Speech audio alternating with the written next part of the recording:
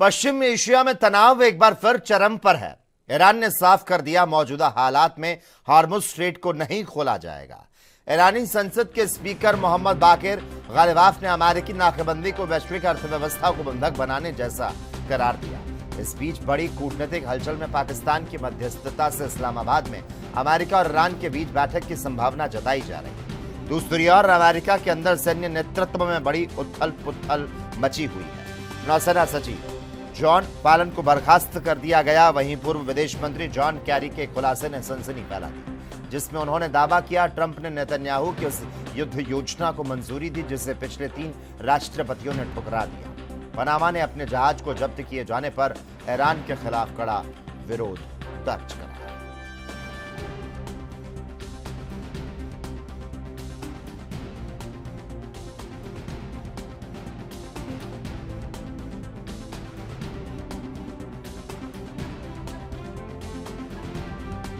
और इसी खबर पर चर्चा करने के लिए ब्यूरो चीफ अंकित श्रीवास्तव जी इस वक्त हमारे साथ फोन लाइन पर जुड़ चुके हैं।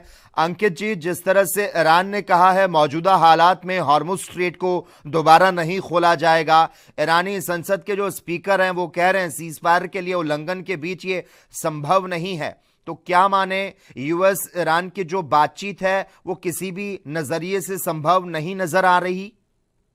बिल्कुल, मिडिल ईस्ट का ये मामला अमेरिका और ईरान का चल रहा है, ये बहुत ही हद तक सॉल्व नहीं हो पाया है और जबकि कोशिश बहुत की जा रही है। कई मिडिल ईस्ट के देश भी लगातार ईरान पर भी और अमेरिका पर भी दबाव बनाए हुए हैं, लेकिन बात किसी नतीजे पर नहीं पहुंच रही। ये सबसे बड़ी बात है, क्योंकि 11 अप्रैल को जब 21 घंटे लगातार बातचीत हुई और इसके बाद भी कोई नतीजा नहीं निकला, उसके बाद से और भी मामले में कुछ ढिलाई ईरान द्वारा दी तो गई, लेकिन ईरान की जो प्रमुख शर्त यही थी कि लेबनान और इजराइल में जब तक सीज फायर नहीं होगा तब तक हम किसी प्रकार की वार्ता नहीं करेंगे। लेकिन जब लेबनान और इजराइल पर सीज फायर का ऐलान हो गया तो उसके बाद ईरान ने जो स्ट्रेट ऑफ हॉर्मुज खोलने का ऐलान किया, लेकिन इसके बाद से जो नया जो बना अमेरिका ने नाकेबंदी शुरू कर दी, उसको लेकर ईरान ने अपनी सख्त तल्खी जताई और किसी भी तरह की जो बातचीत है उस पर हिस्सा लेने से इनकार कर दिया। और यही वजह थी कि सोमवार से लेकर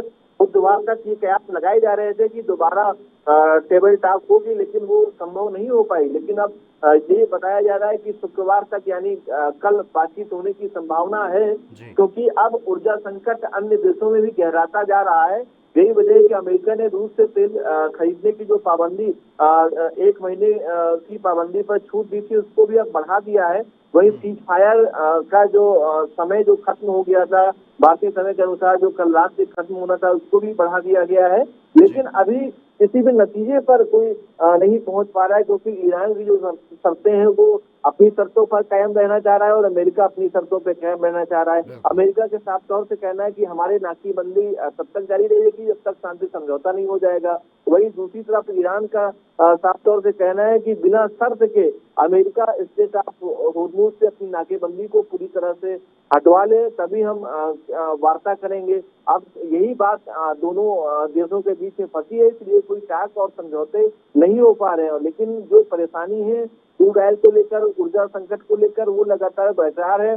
अगर समय रहते दोनों देशों में बातचीत नहीं होगी, शांति समझौता नहीं होगा, तो ये समस्या गहराएगा। महंगाई जो पड़ोसी मुल्क हैं वहाँ पर महंगाई बढ़ने के आसार हैं।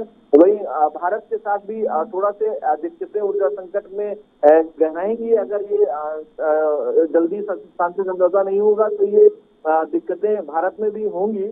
बहरहाल विदेश मंत्रालय और अन्य कूटनीतिक रणनीति भारतीय स्तर पर जारी है और अन्य देशों से भी क्रूड ऑयल खरीदे जाने की चर्चा है। लेकिन जो एक बड़े हिस्सा ईरान से लिया जा रहा था और बहुत ही कम समय में ईरान से भारत वो क्रूड ऑयल पहुंच रहा था, उस पर थोड़ा से अब विलंब जैसी स्थिति आएगी। लेकिन सबसे बड़ी बात यह है कि जो अगर ईरान और अमेरिका में जल्द शांति समझौता नहीं होगा तो लंबा सीज फायर चलने वाला भी नहीं है। ऐसा जो विदेश नीति के जो जानकार हैं उनका कहना है यही है कि अगर शीघ्र सीज फायर और शांति समझौते पर बात नहीं बनती है तो लंबा सीज फायर नहीं चलने वाला है। दूसरी तरफ ईरान अपने परमाणु कार्यक्रम को बंद करने के लिए कतई राजी नहीं है। वही अमेरिका की शक्ति यही है कि हम यूरेनियम लेकर ही रहेंगे, हमारे सैनिक यूरेनियम लेंगे, इस तरह की बातें अब आ रही हैं। बिल्कुल आरोप भी लगाया जा रहा अमेरिकी नाकेबंदी ईरानी बंदरगाहों को निशाना बना रही और ये वैश्विक अर्थव्यवस्था को बंधक बनाने जैसा है और पूर्ण सीजफायर तो तभी संभव है जब नाकेबंदी खत्म होगी। धन्यवाद अंकित जी तमाम जानकारी को हमसे साझा करने के लिए। तो अमेरिका और ईरान के बीच पाकिस्तान के इस्लामाबाद में बैठक होने की संभावना भी जताई जा रही है। पाकिस्तान की मध्यस्थता के बाद दोनों देश जल्द बातचीत की टेबल पर लौट सकते हैं और अमेरिकी राष्ट्रपति डोनाल्ड ट्रंप भी कह रहे ये बैठक जल्द होना संभव है।